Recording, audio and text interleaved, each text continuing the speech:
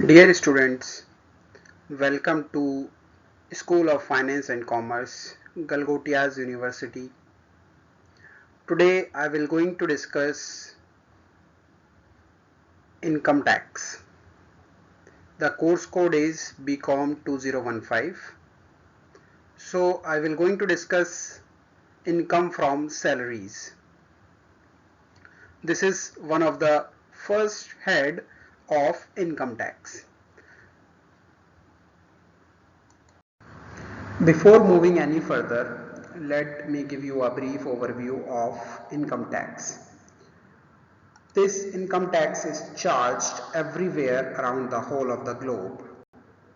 It is a kind of direct tax. It is not necessary that you always have to give money in the form of tax. In ancient times, taxes were collected in the form of commodities and other valuable items. Several custom duties and tolls were also charged in the form of tax. Sometimes properties and other tangible items were also considered in the form of tax revenue. This income tax is one of the biggest source of revenue in most of the countries. Governments, they spend on defense and social welfare programs from the earning of this income tax. These earnings, they are being spent for the development programs. There are various other types of taxes also. For example, VAT, we call it as value added tax. This, the amount of tax varies from country to country. In case of USA, this direct taxes forms 1/3 of their GDP. Same is the case with other countries also. So it is very much necessary to charge tax for good governance in each and every country. There are 5 heads of income tax. These are as follows. Number 1, income from salaries. Then number 2, income from house property. Then number 3, income from business and profession. Number 4, income from capital gains. Number 5, income from other sources. So these all are the 5 heads of income tax. We will going to discuss each head in detail one by one. So today I will going to discuss the very first head, that is income from salaries. So let us start now. So first of all, we should know the meaning of salaries. Salaries simply means any kind of remuneration which is paid by the employer to his or her employees in consideration of the services which the employer is taking from their employees. Now those salaries, it includes all monetary value of all those benefits and facilities which are provided by the employer to his employees. There are several benefits and there are several kinds of facilities. So each and every benefit and facility becomes the part of salaries.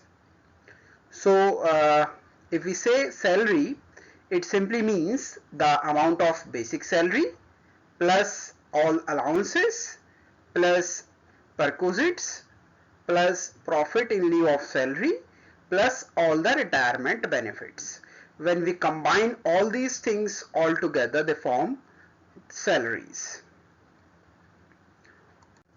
So now we will going to start with the format of this income from salaries. So this is the format of income from salaries. So when we will calculate income from salaries, we will going to use this format, we have to start writing this computation of income from salaries of Mr. or Mrs. XYZ, whatever is the name given to us in the question. Then after that we will write our assessment year, that is for the assessment year 2020-21, and then we will going to write all these heads.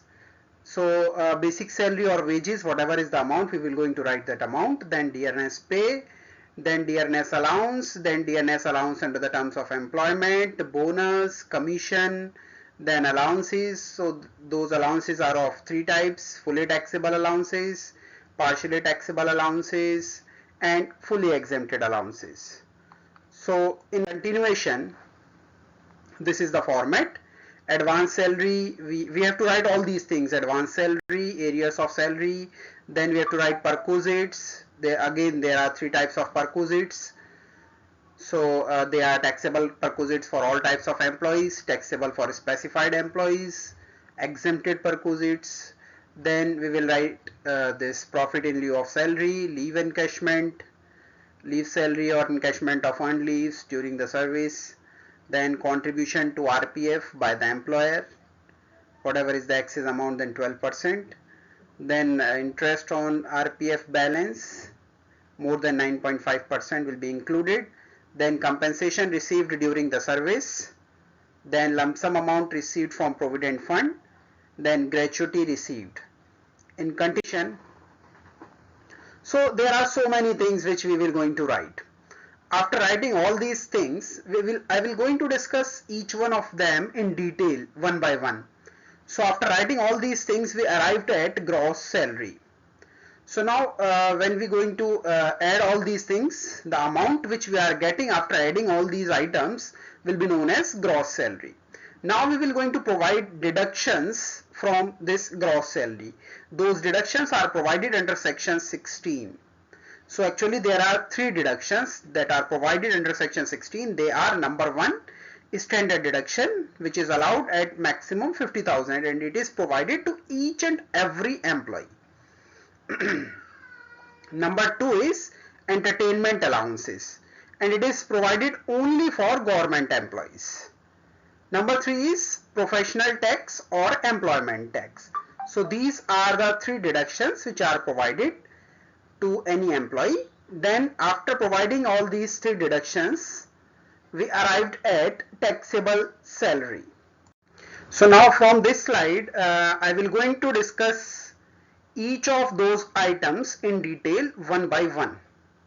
So the very first item that was shown in the format was in basic salary or wages. So basic salary or wages, it is simply the actual amount which is received by the employee, actual amount of salary. So therefore it is known as basic salary or wages, and this amount is fully taxable. Number two is dearness pay. So dearness pay is an amount which is given to the employees to maintain his living of standard, and it is always considered as under the terms of employment. So this means that it will be included at the time of retirement of the salary. So it is also fully taxable. Number three is dearness allowance. Dearness allowance is an amount which is received by the employee other than salary, but it is not included at the time of calculation of retirement benefits, and it is also fully taxable. Now next is dearness allowance under the terms of employment. So it is an amount just equal to as dearness pay. This amount is also fully taxable. Next is bonus. So bonus is an amount given by the employer to the employees on some special occasions and for the motivation purpose. This amount is also fully taxable. Next is commission. So commission is generally paid to the employees of marketing field. Actually it is paid to achieve certain targets. So it is fully taxable. Now commission could be general commission, or it could be fixed commission, or it could be commission on sales. Now next is fees. So when certain task is given to employee and this task is achieved by the employee, the remuneration against that task is known as fees. Now come on to the allowances. So allowances simply means the incentives which are given to the employees in cash other than salary are called allowances. So simply allowances means the cash benefits which the employee is getting from his or her employer. So there are three types of allowances. Number one is fully taxable allowances, then partially taxable allowances, then fully exempted allowances. We will going to discuss each one of them in detail one by one. So let us start with the very first one, that is fully taxable allowances. So these are as follows. So following are the allowances which are considered as fully taxable allowances. Number one is dearness allowance, then dearness pay, then medical allowance, tiffin allowance, servant allowance, non-practicing allowance, hill allowance if the place is located at less than 1000 meters from sea level, then warden allowance, proctor allowance, deputation allowance. There are so many other allowances which are considered as fully taxable allowances. They are overtime allowance, family allowance. Family allowance is given only to armed personnel. Then project allowance, marriage allowance, rural allowance, city compensatory allowance, telephone allowance, education allowance, dinner allowance, health allowance, holiday allowance, special qualification allowance, and so on. Now second type of allowance is fully exempted allowance. Those allowances which are fully exempted. When I am saying exempted here, it simply means that on these allowances the employee does not have to pay any tax. Means they are tax free. Therefore we call them as exempted allowances. So they are foreign allowance, overseas allowance, allowances to High Court and Supreme Court judges, and allowances from UNO. So the next is third, partially taxable allowances. Yes, these are the allowances which we will going to discuss each in detail. Why? Because they are partially taxable. Some of the amount would be taxable and some of the amount would be exempt. So in each and every allowance we have to calculate how much is the taxable amount and how much is the exempted amount. Therefore we have to discuss each allowance in detail. So number one is children education allowance. So it is exempt up to rupees 100 per month per child for maximum of 2 children. Let me take an example to make you understand in a better way. Let's suppose the employee is getting 5000 rupees per annum from his employer, and that employee has 2 children. So employee is getting 5000 in the form of this children education allowance, and he has only 2 children. So now how much would be the amount exempted? As it is said, 100 rupees per month per child for maximum of 2 children. So 100 rupees per month means if we will calculate it annually, it will become 1200 for maximum of 2 children, and he also has 2 children, so it would become 1200 into 2, 2400. So this would be the exempted amount. The actual amount which he is getting is 5000, and out of that actual amount, exempted amount will be deducted. Means 2400 is the amount which we will going to deduct, and the remaining amount means 2600 would be the taxable amount. So this is how we have to calculate these types of allowances, because as the name suggests, they are partially taxable allowances. Number 2 is hostel allowance. So it is also exempt up to rupees 300 per month per child for maximum of 2 children. Then number C is house rent allowance.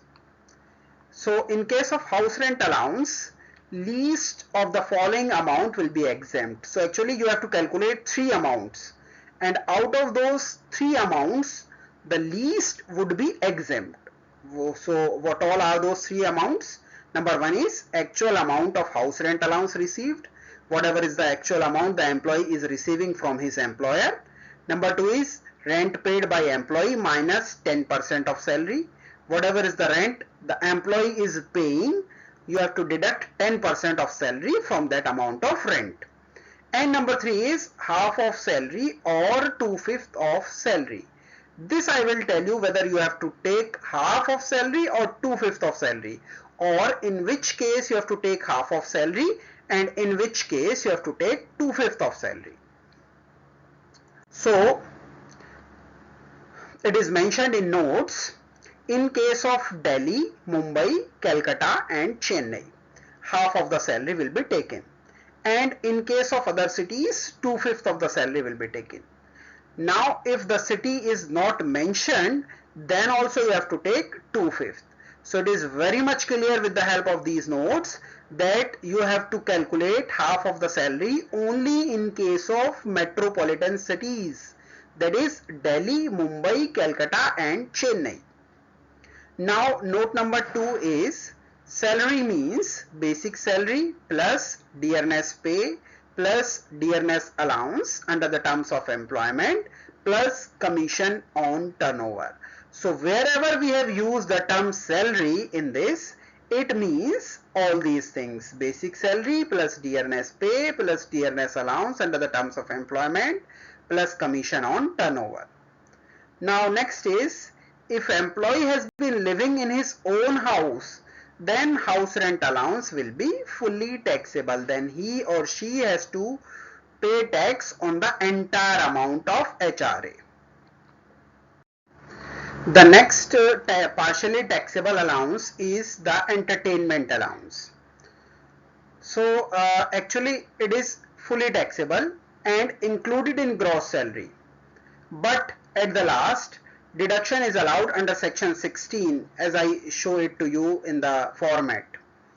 So deduction is allowed under section 16 for entertainment allowance.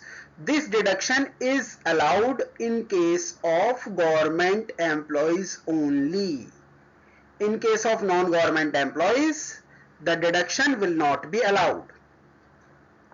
Now how the deduction will be allowed in case of government employees? So there are 3 things, or we can say 3 amounts. Out of those 3 amounts, we have to consider the one amount whichever is the lesser amount. So number 1 is actual amount of entertainment allowance received, whatever is the actual amount received by the employee in the form of entertainment allowance. Number 2 is 1/5 of salary, and number 3 is rupees 5,000. So whichever is less amongst all these 3 will be considered as the amount, will be considered as the deduction. Now they are saying 1/5 of salary in point number 2. So again they are saying salary. So salary means basic salary plus dearness pay plus dearness allowance under the terms of employment plus commission on turnover. All these things becomes the part of this salary. So we will calculate all these 3 items, and amongst all these 3, whichever is the lesser amount will be considered as the deduction for government employees. Now moving on to the next allowance, it is traveling allowance. It is exempt equal to the amount actually spent on travel. So it is simple, whatever is the actual amount you are spending on travel, it is exempt. Next is daily allowance. It is also exempt up to the amount actually spent on day-to-day expenses. So whatever is the daily allowance an employee is getting, the amount which he is actually spending out of that allowance, that amount is exempt. Remaining amount which is saved by that employee will be taxable. Next is conveyance allowance. So it is also exempt up to the amount spent on the performance of duties. Next is helper allowance. So any allowance granted to meet the expenditure incurred on a helper for the help to perform official duties. So it is also exempt up to the amount actually paid to the helper. So whatever is the actual amount you are paying to that helper is exempt. If you are saving any amount out of that, then you have to pay tax on such amount. or we can say in other words that the saved amount will be taxable. Next is academic allowance.